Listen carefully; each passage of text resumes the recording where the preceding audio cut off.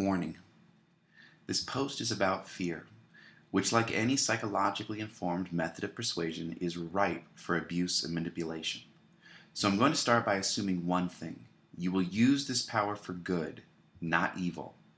That means, 1, the problem your business solves is a real problem, and 2, your solution is equally real. In other words, this post isn't just about using fear effectively, it's about using it ethically. Okay, now that that's out of the way, let's get into it. Fear. Fear is a primal motivator.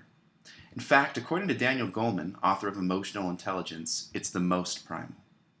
Fear in evolution has a special prominence. Perhaps more than any other emotion, it is crucial for survival. Why? Because up until the last few centuries of human experience, barring a hardwired neurology of fear, that rustling in the bush behind you was the last thing you ever heard. A split second was all it took, and rustle, snarl, gulp, no more you, no more offspring, and no more subpar genetic code. To get an idea of just how extensive our neurology of fear is, check out the footnote at the end of this post. The point is, fear motivates, more powerfully, more persuasively, and more physiologically than any other emotion. Here's the question. What does fear have to do with marketing?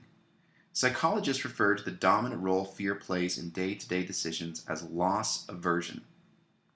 The basic principle is simple. People want to avoid loss more than they want to acquire gain.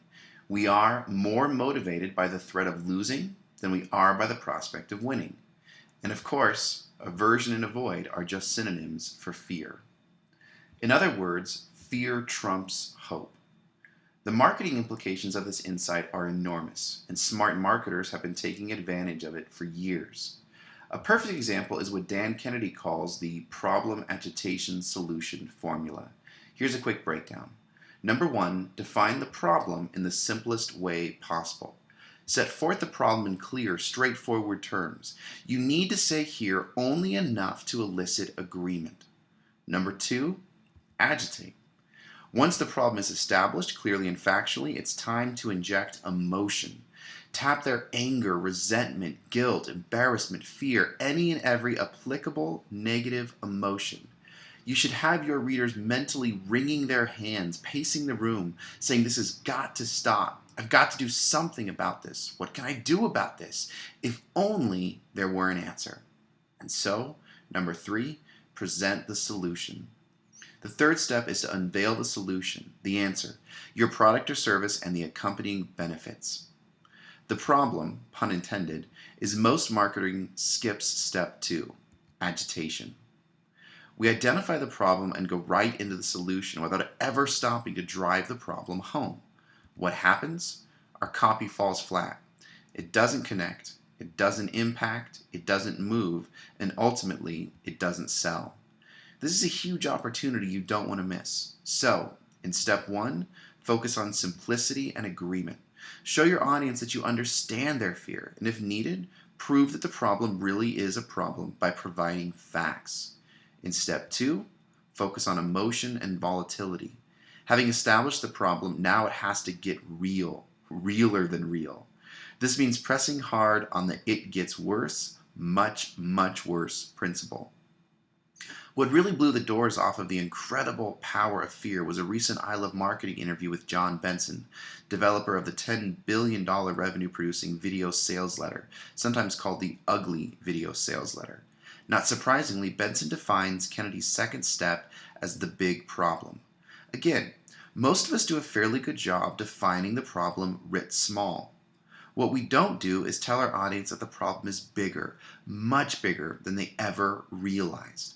As Benson explains, this is the part that I see fail. You're so close to the forest, you think that they already know that blank is a problem.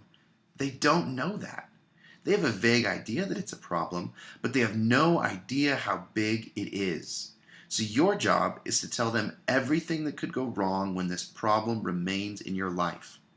To illustrate, Benson uses weight loss. First, he identifies the problem.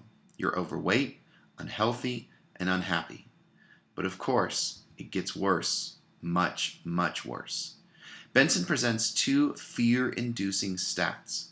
One, he outlines how obesity costs you more money than you ever realized. Statistically speaking, obese people perform 40% less in the workforce.